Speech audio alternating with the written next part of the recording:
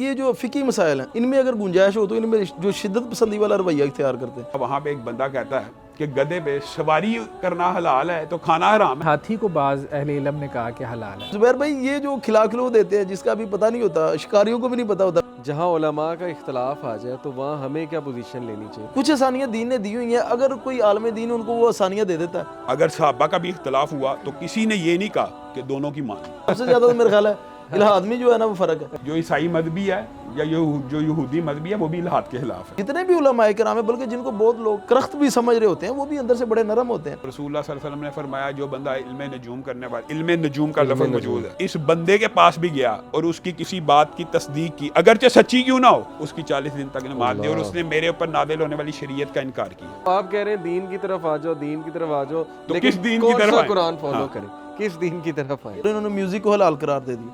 پھر جن کو کچھ کو بتایا گیا تو وہ بھی سمجھ رہے تھے کہ یار یہ مشابہت اسی کی ہے.